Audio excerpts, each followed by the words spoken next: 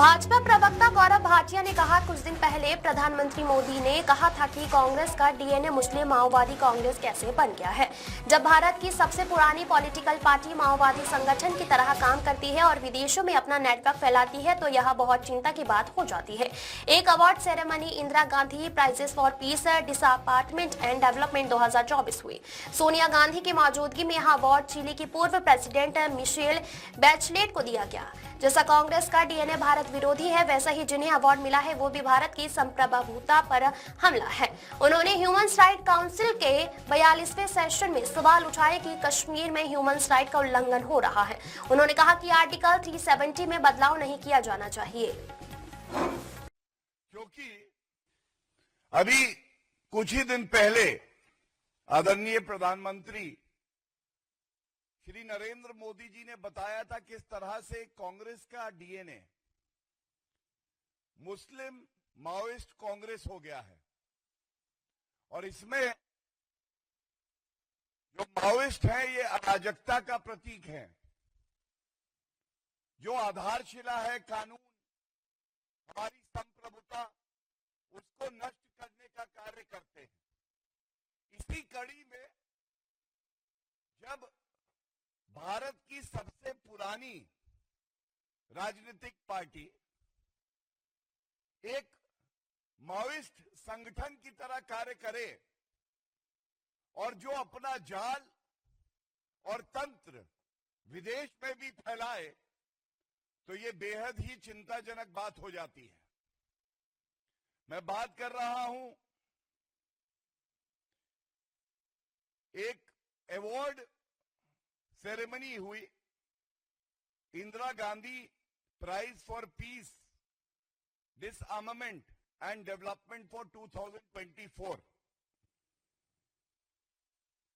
मंच भारत का, नाम भारत की पूर्व प्रधानमंत्री जी का, लेकिन सोनिया गांधी जी की उपस्थिति में, नोट करिएगा, दो पहलू है इस प्रेस वार्ता के। पहला पहलू है भारत विरोधी, दूसरा पहलू है सिख विरोधी।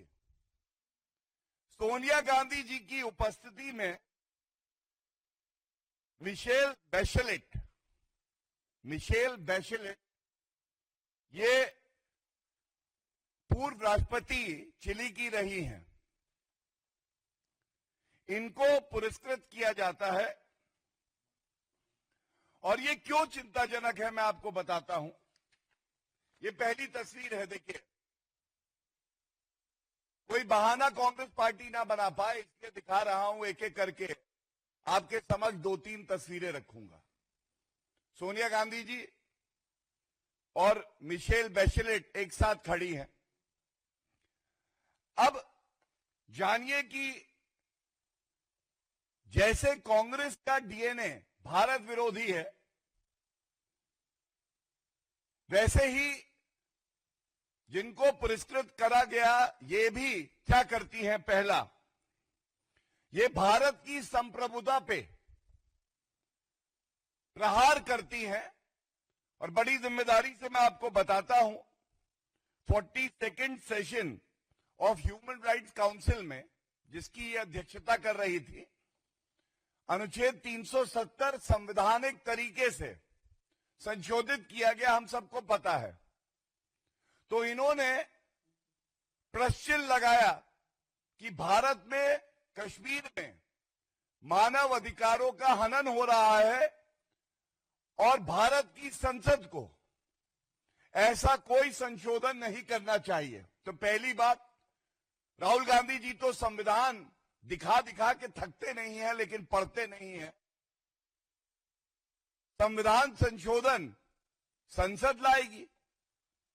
Sovereignty means there would be no external interference. संप्रभुता का तो मतलब ही यही है कि बाहरी शक्तियों का हस्तक्षेप नहीं होगा। तो आज ये पूछा नहीं जाएगा, जिनको सोनिया गांधी की उपस्थिति में इंदिरा गांधी फाउंडेशन पुरस्कृत कर रहा है, पीस का, शांति का पुरस्कार दे रहा है, वो तो ये कहती हैं दखल अंदाजी करके हमारे अंदरूनी मामले में कि अनुच्छेद 370 को संशोधित नहीं किया जाना चाहिए और जो भारत के नागरिक हैं, कश्मीर के निवासी हैं, उनके मानव अधिकारों का हनन हो रहा है।